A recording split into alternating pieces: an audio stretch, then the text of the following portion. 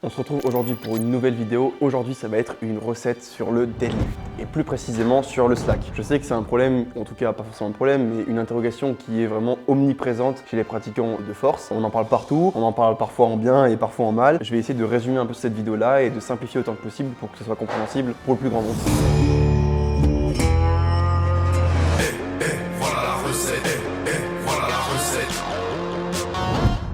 Le principe primaire et initial du slack, ça va être d'éviter les pertes ou les déviances de la position de départ et donc stabiliser cette position en question. Tirer le slack, ça va donc consister à pré-tirer la barre. L'analogie que je donne, c'est imaginez que vous voulez tirer par exemple un traîneau ou un camion, si vous êtes parmi les plus forts, et qu'il y a une corde qui va vous relier à ce camion. Vous n'allez pas courir et d'un seul coup tendre la corde, mais vous allez aller au bout de la corde, tendre la corde et ensuite mettre de la force. Puisque si vous tirez et que d'un seul coup la corde se tend brutalement, vous allez être retiré vers l'arrière. C'est un petit peu le même principe sur le slack au niveau du soulevé de terre. Il faut prendre son temps et bien pré-tirer la barre pour pouvoir se mettre dans une position qui est optimale. Pour imager le slack, comme je vous l'ai dit, regardez ce qui se passe si là je place la bande et je tire de manière vraiment brusque dessus.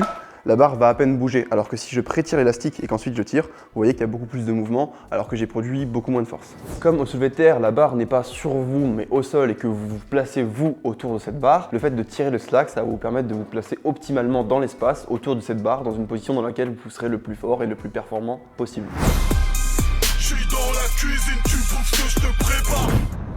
Le point numéro 1 que vous allez devoir regarder lorsque vous allez tirer votre slack sur votre barre, ça va être d'avoir les épaules juste au-dessus ou très légèrement en avant de la barre sur votre position de départ. Le fait d'avoir les épaules juste au-dessus de la barre va vous permettre d'avoir une trajectoire qui est donc linéaire, exercer la force de manière la plus linéaire possible et donc de pouvoir vraiment verticaliser cette force pour pouvoir du coup faire votre extension de genou et votre extension de hanche sans trop partir vers l'avant. Je suis dans la cuisine, tu bouffes ce que je te prépare. Le point numéro 2 qu'il va falloir regarder, c'est d'avoir les hanches aussi hautes que possible, tout en gardant un angle de buste qui est du coup optimal et aussi vertical que possible pour pouvoir verticaliser votre force, comme je l'ai dit auparavant. En ayant les hanches aussi hautes que possible, vous allez donc pouvoir réduire les contraintes sur l'articulation de la hanche et donc avoir le plus de force possible pour justement faire cette extension de hanche en question et donc soulever la plus grosse charge possible. Je suis dans la cuisine, tu bouffes ce que je te prépare.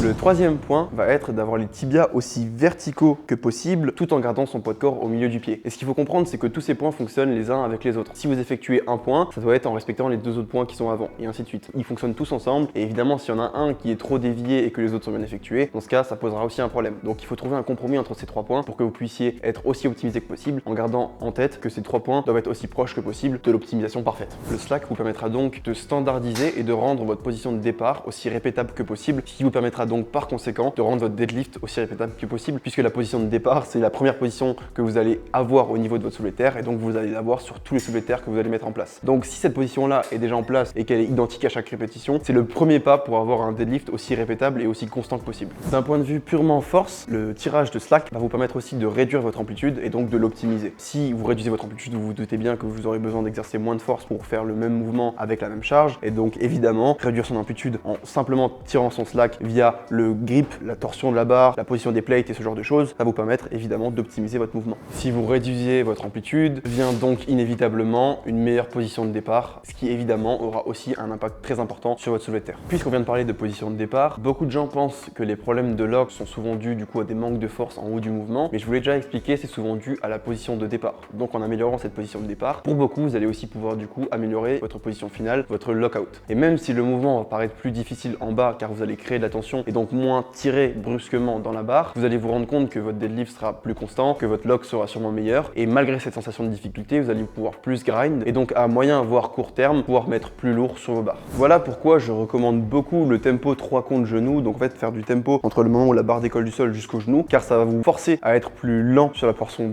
du début du mouvement, donc vous vous forcez à ne plus avoir cette habitude de tirer trop brusquement le slack et à trouver vos positions et donc in fine à améliorer votre position et votre slack.